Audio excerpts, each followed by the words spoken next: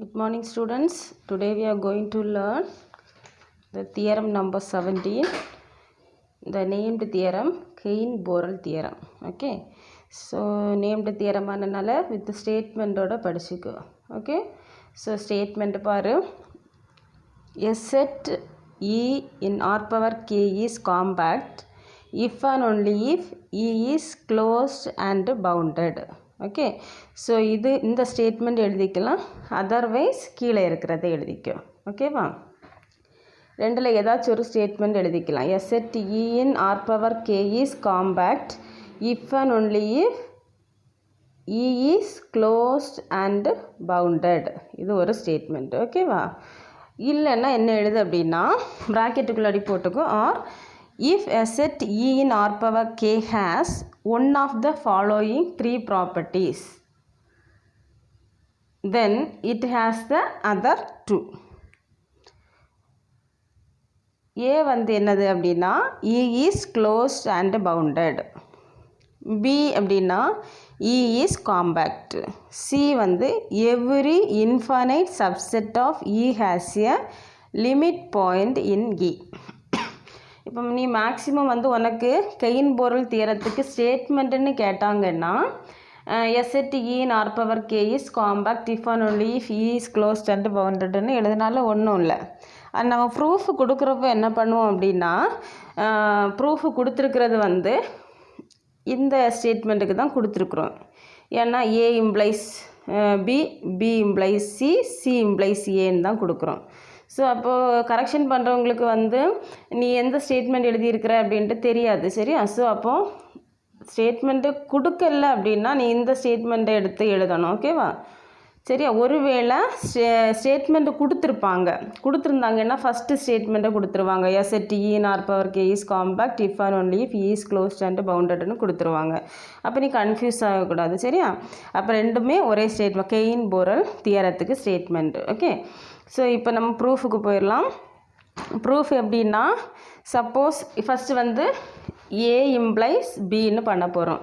ஏ என்ன கொடுத்துருக்காங்க, இ is closed and பவுண்டட்னு கொடுத்துருக்குறாங்க.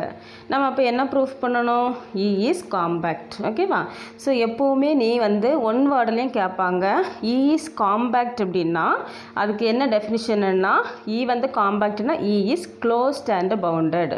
அப்போ க்ளோஸ்ட் அண்ட் பவுண்டடாக இருந்துச்சுன்னா நம்ம அதை என்ன சொல்லுவோம், காம்பேக்ட்ன்ட்டு சொல்லுவோம். ஓகேவா, ஒரு செட்டு வந்து க்ளோஸ்டாக இருக்கணும் அண்டு பவுண்டடாக இருந்துச்சுன்னா நம்ம என்ன சொல்லுவோம், காம்பேக்ட்னு சொல்லுவோம். மறக்கக்கூடாது இது. ஓகேவா, ஸோ இப்போ நம்ம என்ன பண்ண போகிறோம் அப்படின்னா ஃபஸ்ட்டு ஏ பார்ட்லேருந்து பி பார்ட்டை ப்ரூஃப் பண்ண போகிறோம். அப்போ ஏ பார்ட்டு நமக்கு என்ன கொடுத்துருக்காங்க, suppose that E is closed and bounded.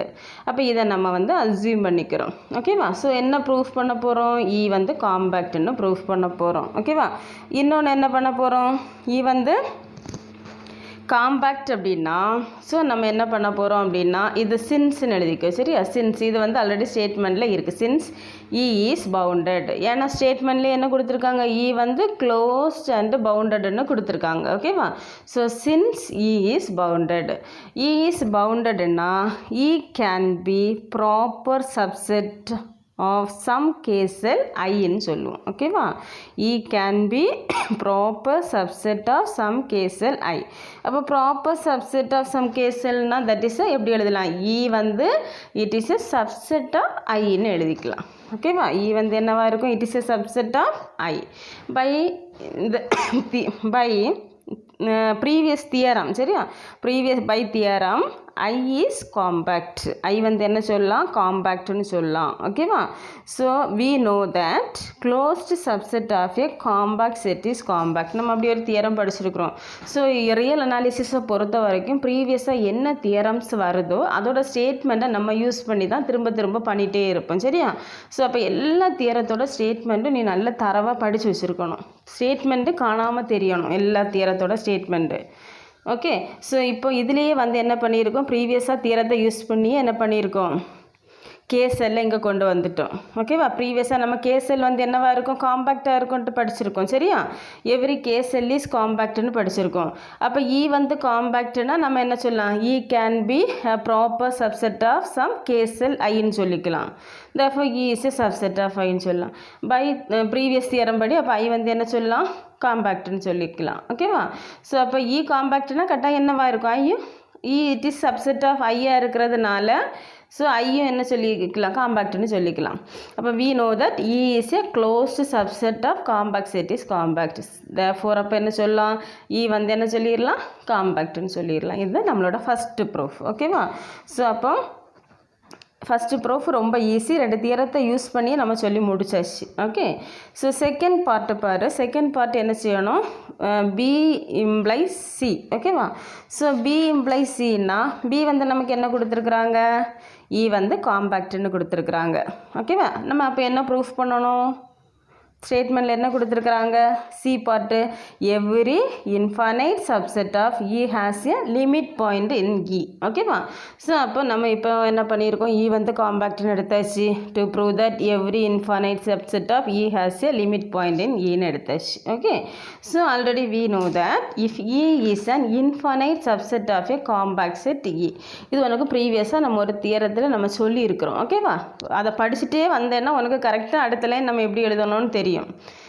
நான் ப்ரீவியஸாக நான் உன்ட்ட சொல்லியிருக்கிறேன், மேத்தமேட்டிக்ஸில் வந்து ப்ராப்ளம் பேப்பருக்கு ஒரு ஃபார்முலா நீ எப்படி படிச்சியோ அந்த ஃபார்முலா படித்து வச்சுருந்த அப்படின்னா மட்டும்தான் ஒரு ஸ்டெப்லேருந்து அடுத்த ஸ்டெப்புக்கு நம்ம எப்படி அப்ளை பண்ணணும்னு தெரியும். ட்ரிக்னாமெட்ரி உனக்கு தெரியும், cos theta plus sin theta the whole square equal டுன்னு இருக்குன்னா நம்ம உடனே அதை எக்ஸ்பேண்ட் பண்ணுறதுக்கு நமக்கு தெரியும்.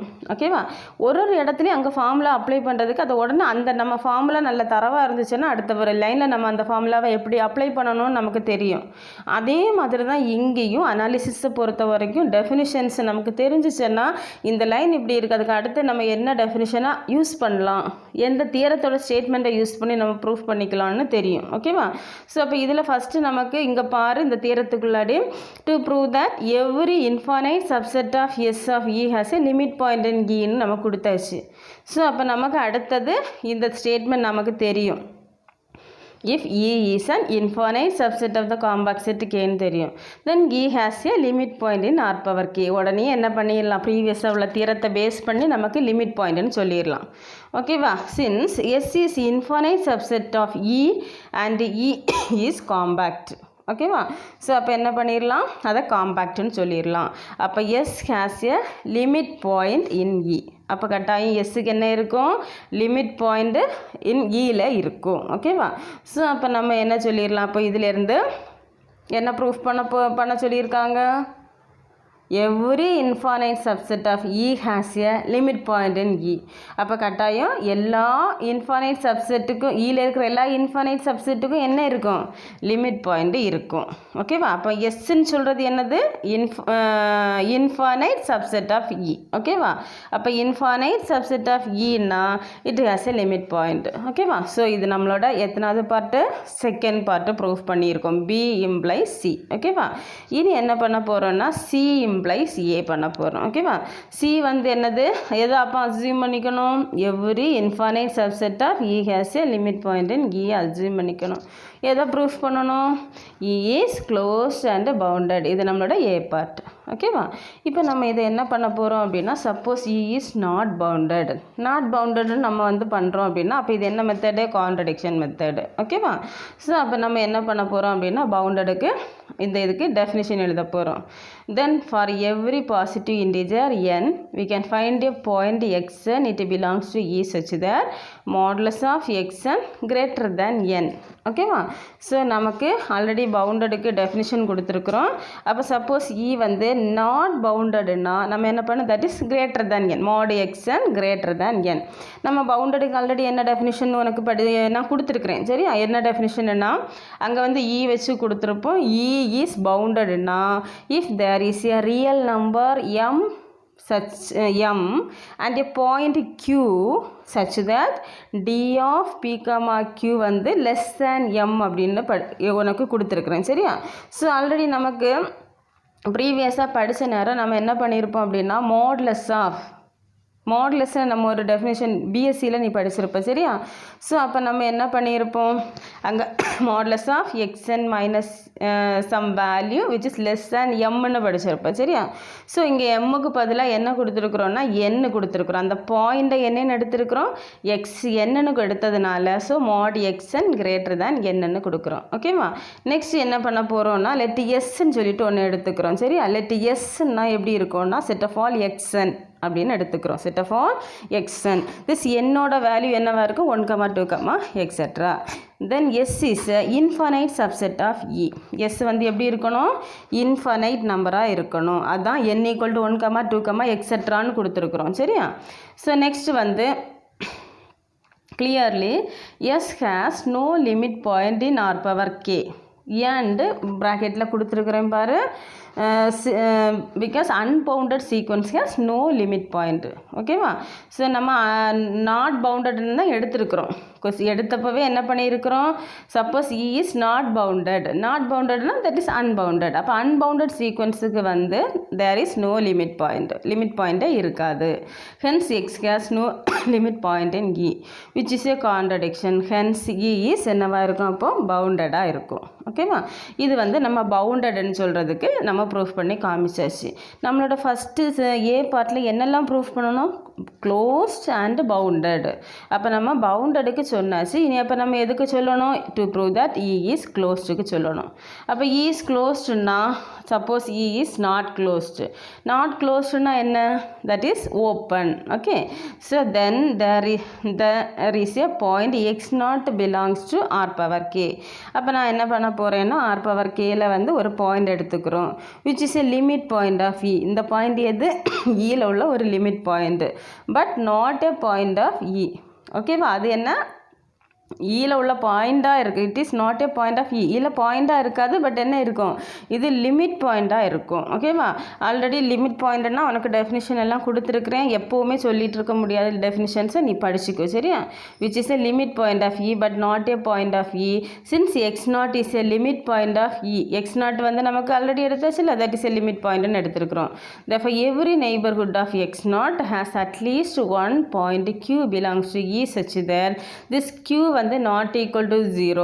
therefore for n equal to 1, 2, etc. there are points xn belongs to e. that implies mod xn minus x0 ஓட value which is less than 1/n. ஓகேவா. ஸோ இது நெய்பர்ஹுட்டுக்குள்ள டெஃபினிஷன்ஸ் கொடுத்துருக்குறோம். லிமிட் பாயிண்ட்னு சொல்லணும்னாலே அங்கே சுற்றி நெய்பர்ஹுட்ஸ் இருக்குன்னு சொல்லுவோம் சரியா. ஸோ அப்போ கட்டாயம் நம்ம அதுக்கு நெய்பர்ஹுட்டுக்கு டெஃபினிஷன் கொடுத்துருக்குறோம். let s be the set of all points of xn then s is an infinite subset of e. அப்போ எஸ்ஸுக்கு வந்து என்ன சொல்கிறோம், s be the set of all these points of xn னா then s is an infinite subset of e இருக்கும். ஓகேவா. அப்போ S has x0 as a limit பாயிண்ட்டாக இருக்கும். x0 is the only limit point of S. அப்போ x0 மட்டும்தான் என்னவாக இருக்கும், லிமிட் பாயிண்ட்டாக இருக்கும். ஓகேவா. ஸோ அப்போ என்ன பண்ணலாம் அப்படின்னா next mod xn minus y that is equal to modulus of இதை வந்து லெஃப்ட் ஹேண்ட் சைடு எடுத்துக்கிறோம். xn minus y எடுத்துக்கிட்டோம் அப்படின்னா என்ன சொல்லலாம், mod xn மைனஸ் ஒரு x0 ஆட் பண்ணி சப்ஸ்ட்ராக்ட் பண்ணியிருக்கிறோம். அப்புறம் x0 மைனஸ் y இந்த பக்கம் கொடுத்துக்கிறோம். மைனஸ் அடுத்து காமனாக வெளியே எடுத்தோன்னா x0 மைனஸ் xn கிடைக்கும். திஸ் வேல்யூஸ் கிரீனி வந்து ரெண்டு இதுக்கும் தனித்தனி மாடலஸ் ஸ்ப்ளிட் பண்ணிக்கிறோம் சரியா. அப்போ that is greater than or equal to this value. அப்போ செகண்டு இதை அப்படியே எழுதிக்கிறோம். இதோட வேல்யூ வந்து நம்ம என்ன ஆல்ரெடி கண்டுபிடிச்சி வச்சுருக்கோம். That is 1/n. So which is greater than or equal to இதோட வேல்யூ திஸ் ஒன், இதோட வேல்யூ இது அப்படி எழுதியிருக்கிறோம். y is not a limit point of s. y வந்து லிமிட் பாயிண்ட்டாக இல்லை அப்படின்னா then s is an infinite subset of e and has no limit point in e. அப்போ எந்த லிமிட் பாயிண்ட்டும் அங்கே இருக்காது. ஓகேவா. s வந்து infinite subset of e-ஆக இருக்கணும் அண்டு e-ல வந்து no லிமிட் பாயிண்ட்டாக இருந்துச்சுன்னா which is a contradiction. So அப்போ அங்கே கான்ட்ரடிக்ஷன்னா therefore it is closed. நம்ம ஆல்ரெடி அஸ்யூம் பண்ணியிருக்கிறது என்ன பண்ணியிருக்கோம், e is not closedன்னு எடுத்துருக்கணும் சரியா. அப்போ therefore e வந்து என்ன சொல்லிடலாம், closedன்னு சொல்லிடலாம். ஓகேவா. ஸோ இதுலேருந்து நம்ம என்ன சொல்லலாம், ஸ்டேட்மெண்ட்டில் என்ன கொடுத்துருக்குறாங்க, third part third part every infinite subset of E has a limit point in E அப்படின்னா இ இஸ் க்ளோஸ்ட் அண்ட் பவுண்டட்னு சொல்லிடலாம். ஓகேவா? ஸோ அப்போ அதே மாதிரி மாறி மாறி தெரிஞ்சுக்கணும். ஸ்டேட்மெண்ட் ஒன் வேர்டில் எல்லாம் கேட்பாங்க. சரியா? First 1 implies 2, 2 implies 3, 3 implies 1. Okay, so இதோட நமக்கு கெயின் பொருள் தியரம் முடிஞ்சிச்சு. இம்பார்ட்டன்ட் தியரம் நல்லா படிச்சுக்கோ. ஓகேவா? ஸோ நெக்ஸ்ட்டு வந்து என்ன அப்படின்னா பால்ஸ்னா ஓயஸ்ட்ராஸ் தியரம் நம்பர் 18. எது வந்து நெக்ஸ்ட் வந்து பார்க்க போகிறது தியரம் நம்பர் 18 பால்ஸ்னோ ஓயஸ்ட்ராஸ் தியரம். ஓகேவா? இதுவும் நேம்டு தியரம். ஆனால் இது பார்க்குறதுக்கு சின்னதாக தான் இருக்கும். ஆனால் நம்ம இதில் என்ன பண்ண போகிறோம் அப்படின்னா இன்னொரு தியரத்தை இங்கே ப்ரூஃப் பண்ணணும். சரியா? 8 மார்க்கில் கேட்டாங்கன்னா நீ என்ன செய்யணும்? இது வந்து இன்னொரு தியரத்தை இடையில ப்ரூஃப் பண்ண வேண்டியது இருக்கும். ஓகேவா? சரி, பால்ஸ்னோ ஓயஸ்ட்ராஸ் தியரத்துக்கு ஸ்டேட்மெண்ட் பாரு. Every bounded infinite subset of R power K has a limit point in R power K. ஸ்டேட்மெண்ட்டை நல்லா படிச்சுக்கோ. Every bounded infinite subset of R power K has a limit point in r power k. Okay, so proof பாரு. அப்போ let E be a bounded infinite subset of r power k ன்னு எடுத்துக்கிறோம். ஓகேவா? So இது நம்ம எடுத்துக்கிறது. இப்போ proof பண்ண வேண்டியது என்ன பண்ணணும்? to prove E has limit point in r power k ன்னு பண்ணணும்.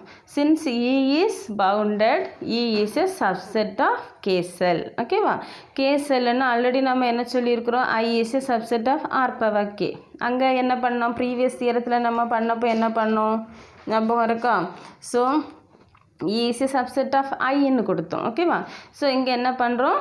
since E is bounded, E is subset of k cellனா I is a subset of என்னது? r power k. ஓகே, ஏன்னா நம்ம இங்கே வந்து E has a limit point in r power kன்னு எடுத்ததுனால இங்கே I is a subset of r power k. We know that every k cell is compact. நம்ம already k cell பற்றி படித்தப்போ எல்லா k cellும் என்னவா இருக்கும்? காம்பேக்டாக இருக்கும்னு படிச்சிருக்கிறோம். ஓகேவா? ஸோ அப்போ ஹென்ஸ் I வந்து அப்போ என்னவா இருக்கும்? Compact. Because I is a subset of r power k. So அப்போ every k cell is compactனா ஹென்ஸ் I வந்து என்ன சொல்லிடலாம்? காம்பேக்ட்னு சொல்லலாம். ஓகேவா? ஸோ அப்போ நீ என்ன பண்ணணும் அப்படின்னா இந்த தியரத்தை பொறுத்த வரைக்கும் k cell வந்து காம்பேக்ட்னு சொல்லணும் அப்படின்னா இந்த இடத்துல we know that every k cell is compactனு இருக்குல்ல, இந்த இதில் நம்ம என்ன செய்யணும் அப்படின்னா இதில் வந்து நம்ம ப்ரூஃப் பண்ணணும். எவ்ரி கே செல் இஸ் காம்பேக்ட்னு ஒரு தியரம் இருக்குல்ல, அந்த தியரத்தை இந்த இடத்துல நம்ம ப்ரூஃப் பண்ணி காமிக்கணும். ஓகேவா? அந்த ஸ்டேட்மெண்ட்டை எழுதிட்டு இதோட தியரத்தோட ப்ரூஃப் ஆல்ரெடி ப்ரீவியஸாக கொடுத்துருக்குறேன். எவரி கே செல் இஸ் காம்பேக்ட்னு இருக்குல்ல, அந்த ப்ரூஃபை வந்து இது ஃபுல்லும் கொடுத்துட்டு அதுலேருந்து என்ன சொல்லலாம்? அப்போ I is காம்பேக்ட்னு அடுத்த லைனில் எழுதணும் அந்த ப்ரூஃபை முடிச்சுட்டு. ஓகேவா? ஸோ அப்போ 8 மார்க்கில் ஏன்னா நமக்கு சின்னதாக இருக்கக்கூடாதுல, மார்க் 8 மார்க்ஸ் கிடைக்காது. ஓகே, ஸோ நெக்ஸ்ட்டு வந்து இப்போ பாரு. we know that any infinite subset of compact set K has a limit point in K. Now since E is infinite, E has a limit point in I and hence E has a limit point in r power k. இவ்வளோதான் நம்மளோட theorem கொடுத்துருக்காங்க. ஓகேவா? இது எது? பால்ஸ்னோ ஓயஸ்ட்ராஸ் theorem. ஓகேவா?